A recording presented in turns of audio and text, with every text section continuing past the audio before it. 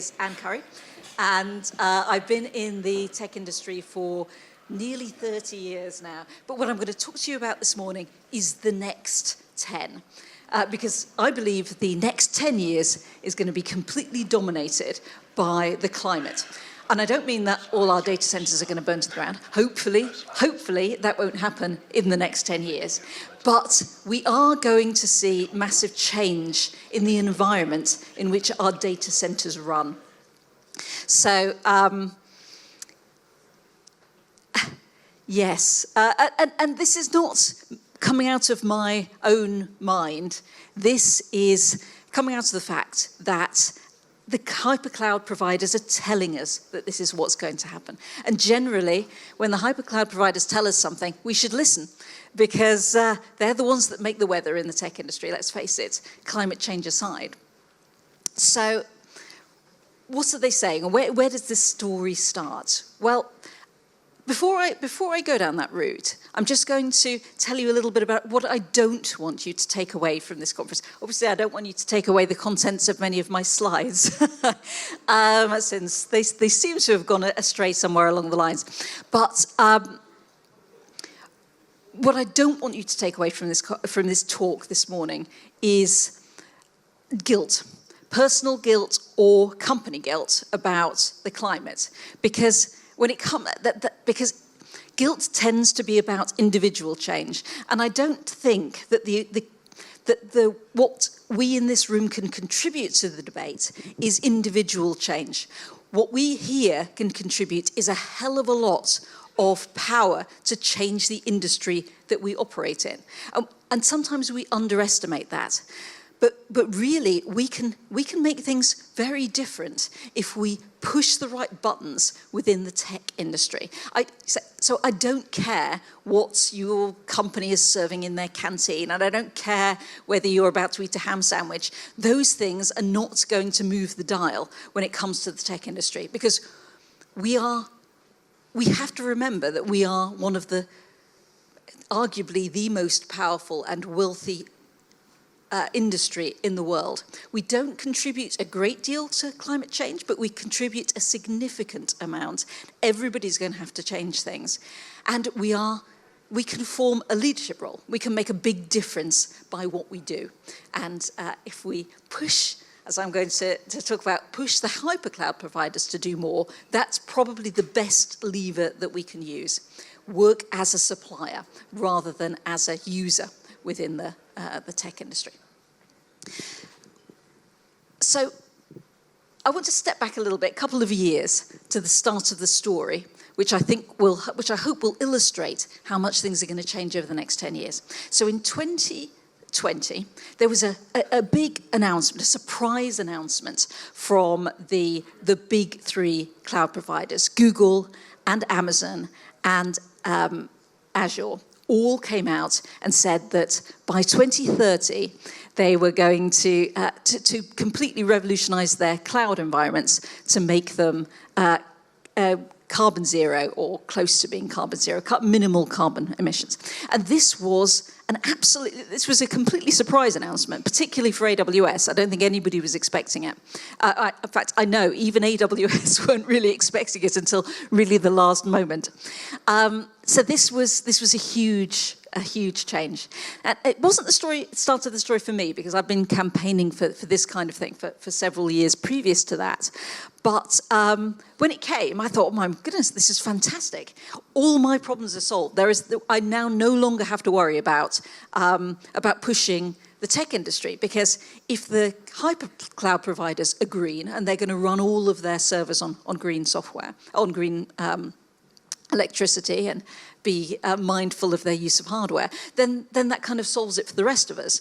Because if they are green, by 2030, we're likely to all be running on a hypercloud or something similar that behaves in a similar way. So I was thinking, right, that's it. Kick back. I really don't have anything left to do, because the hypercloud providers are going to do it all for us. They are going to move to they're going to provide us a green infrastructure layer, and the rest of us just have to use that infrastructure layer and we'll be absolutely fine. So that that's, I might as well retire now. But that honeymoon period lasted for about 4 months. It was a nice 4 months, but it didn't last all that long. At the end of spring, beginning of summer 2021, Google came out with a paper. And it's always worth paying attention to Google when it comes to papers on green operations, because they really have set the bar on green operations in their data centers. They have been carbon neutral since 2007. Which is quite amazing when you think that, well, so Azure have been carbon neutral since 2014. Amazon are not even there yet. They've set quite a tough bar for themselves. But Google have been doing this a long time. And their approach is two-pronged, really.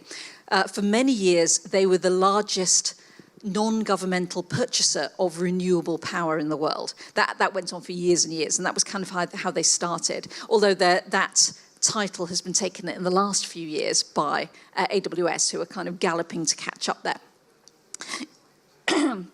So Google started with buying a lot of green power, but then they also run their data centers incredibly efficiently. They use a technique where they wrap individual workloads in, so they use their own type of container, but the principle could easily be VMs. So they wrap up workloads and they orchestrate them in a way that they can move them from machine to machine. This means they get really, if there's a space on a machine over there, they move it over there, or they move it over there, or they move it over there. And as a result of that, they get really, really high machine utilization, really high efficiency within the data centers. So their combo has always been be very efficient and use green power. But in this paper that came out last year, they talked about the fact that actually they'd realized that that was not enough. Even as the biggest purchaser of renewable energy in the world, they realized, and they put huge amounts of money into all kinds of new tech in this area, they couldn't do it that way. Renewable energy is not fossil fuels. You can't run it all the time. So they would need it, it's not available all the time. There are times when there's loads of it and there's times when there's less of it. And Google realized that they needed to accommodate that. So what they decided to do was look at ways of wrapping some of their workloads and moving them forward in time. They called this time shifting. It's sometimes called demand shifting or demand shaping. They'd say, well, actually, that workload, it can wait a little bit. So it can wait until the sun's shining, or it can wait until it's no longer night, or it can wait until the wind's blowing. And so we'll do that. We'll shift that out. And we'll tie into national grids and also weather predictions and work out when we can move things to. And it was early days. This first paper suggested they were only getting 1 or 2% increase in efficiency from doing this, or decrease in carbon emissions from doing this. But it was early days. They thought that they would be able to do that and do better. And in fact, as time has gone on, they have got much, much better at that. And I thought, well, that's all right. That's okay. That's building on their skill set, and the rest of us can start to copy that. I thought that's all good news. But then at the end of the paper, they made a little comment, which immediately made me think, oh no, this is not going to be quite as easy for us as it at first sounded. They said, well, of course, we can do this for our own workloads because we know those really well, but we can't do this for the Google public cloud because those workloads are black boxes to us. We don't know what can be moved forward in time. We don't know how things could be moved around. So fundamentally, we won't worry about that now. We will worry about our own workloads like Gmail and YouTube, and we'll kick the public cloud into the long grass slightly on that one. And I thought, so when I read that, I thought, okay, that's okay if you're Google, because Google don't really rely on the public cloud. They can. It's actually quite a small proportion of what their data centers run. But you can't really say that if you're AWS, where it's the vast majority of what runs in their data centers. So when I first saw that, I thought, well, what are AWS going to do about this? It seems very unlikely that they are going to take the same approach as Google. And it turns out I had to wait about, my slides. Look like they're about to appear. We had to wait about 2 months for Amazon to start talking about what they intended to do on this, which was they came up with about 2 months after the paper from Google, Amazon launched their sustainability blog. And I don't think many people read, probably not very many people read that first version. It was probably just the authors and me. But they made right at the beginning of this blog, there was a chart, a graph. So this was what appeared on their sustainability blog. And it's a good blog, it's well worth reading. What they came out with, the statement that they came out with was that Amazon, AWS, would be responsible for the sustainability of the cloud, so the powering, the cooling, all that kind of stuff. But we, the people, the users of Amazon, would be responsible for the sustainability of their systems in the cloud. And really, what this seemed to be coming down to when you read the contents of the blog was that they would need us to move over to the same kind of decisions that Google had been making for the past 20 years, encapsulated workloads that could be moved around in time and space to get that efficiency and also to get that time shifting and demand shaping. So and I was quite surprised that they came out so strongly with this. So they came out with this message quite so quickly, but it was still quite a soft launch. At the beginning, it was just on their blog. And I wondered how long they would keep with that soft launch and how long before they really said we actually had to act on this.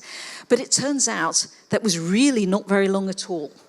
At AWS reInvent in the autumn of last year, which is their big annual event, they added sustainability to their architectural pillars.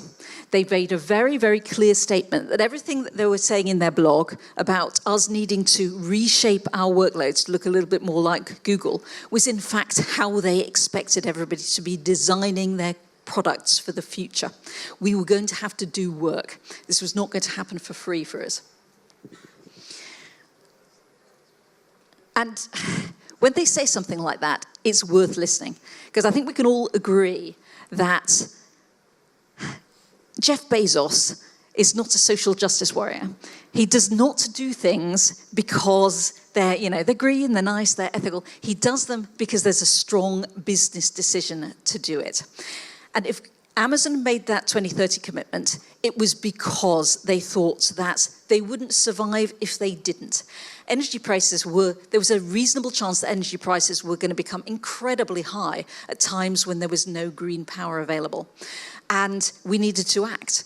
They needed to act. And then they realized that we needed to act. Them acting alone was not enough. If even Google thought this, then certainly Amazon will. There was no doubt about it. So if you go and you have a look at the sustainability blog there, but you also look at what's going on more generally around sustainability, you can see, I think that there are 6 things that we're all going to need to start thinking about when it comes to hosting our systems. The first one is your host. So we've said there that the big 3 hypercloud providers have made a commitment to be as green as possible, really, really quite green. I think Google have actually committed to 24/7 CFE, 24/7 carbon-free energy, which is the hopefully ungreenwashable term that has now come up to replace carbon neutral, greenwashed, carbon zero, greenwashed, 24/7 CFE. I think they've realized that they need to be extremely specific so that people don't just kind of say, oh, we planted some trees. So you need a host with a really firm set of green commitments. Ideally by 2030, but at the very least by 2050. Although if you've got a cloud provider that's saying their commitment isn't until 2050, then you have to question their commitment. So first of all, you look at the host. make sure that you've got a green host or a host that's committed to green. Then you have to look at your region. Some regions are much, much easier to operate sustainably in than others. So some have an awful lot of sustainable power in the grid, like France has nuclear, Iceland has geothermal, Canada has hydro. Some regions are very, very hard to green, which historically has been true of Virginia particularly. So you need to talk to your host, find out what is the right region for you to be using to make sure that you're building for the future on this. Hosting efficiency. So Graham will be talking a little bit about this next, but you can make enormous changes in difference. You can make an enormous difference to how much energy you use to host your systems, depending on how well they're hosted. So all of that Google orchestration kind of thing, auto-scaling, turning off unwanted devices. Hosting efficiency. Some architectures fit much better into that moving, orchestratable design than others. So monoliths tend to be quite bad. Distributed systems tend to be much better. User hardware efficiency. If you're designing something for a user device, we need to be moving into thinking that that device needs to last for 10 years. So don't allow the lack of patches from your application to be the death knell for a working device. And then finally, last, and actually I would say least, code efficiency. Now, if you talk to engineers, they'll quite often say, oh, we could reduce our energy use by a factor of 100 by porting everything to a high-performance language like Rust or C. And that's how I started in this, because I used to work in high-performance server design and building. But I found that message doesn't land all that well, because it takes a long time to write code in those high-performance languages. Businesses aren't all that interested in doing it, so it tends to, although there's a whole load of potential there, it doesn't tend to sell all that well when you're trying to make changes in companies. But there is something that I think will help, and this is your kind of homework for the event today. Everybody here who's involved in tech, or even if you're not involved in tech, I want you to ask your teams to engage in a thought experiment. They don't have to do anything, and this is all about pressing the buttons, pressing the levers that we have control over. They don't have to do anything. I just want them to have a think about, could they move 90% of their CPU load to Spot instances? So Spot instances are available from Google, AWS, and GCP as a preemptible instance. And there's something that wrap your workload in a way, in a VM in most cases, and then allow you to move it around, or allow your operators, allows your host to move it around in space and time. And it has the way that what marks Spots out is that there's no SLA associated with them. You just give AWS or whatever your workload, and they give it back to you when it's done. And they only charge you 10% of the price, but you don't know when it's going to be done. But that design does really, really work extremely well with these ideas about moving things to run when there's green power available. So I don't necessarily expect you to do it, but if your teams can think about it, it'll get them thinking along the right kinds of lines for designing stuff that's operable in a green way in the future. But that's actually not the key part of this exercise. It's part of this exercise, but it's not necessarily the key part. What I want you to do is, if you have a host, if you host with a hypercloud, I want you to tell your rep that this is what you're doing. I want you to express a preference. I want you to say, oh, we're interested in this. And then I want you to tell them what the results were. Because I would imagine what you're going to do is you're going to go to your teams, and they're going to say, well, we would do this, but we need Spots to maybe have a slightly better SLA before we can move 90% of our CPU there. So, and then I want you to tell your reps what your teams told you. We really would like to use Spots more, but we really want them to do X or Y or Z. Because the cloud providers have huge amounts of money, and they are massively, massively responsive to what customers are asking for, if enough customers ask for it. So if we all start to ask for this, if we all start to think about it, work out what we need, and ask for it, then we will get that change. And they have billions of pounds, so let's get them to spend it for what we want, which is at the moment more sustainable systems. So thank you very much indeed for listening to me today. I'm sorry for the snafu with the slides to start with. I'm very much looking forward to Graham's talk next. And also Benoit's talk on sustainability over lunch. I'll certainly be going along for that. I'll be here all day. If you want to talk to me about this or anything else, do come up and talk to me. I'll be very, very happy to speak to you.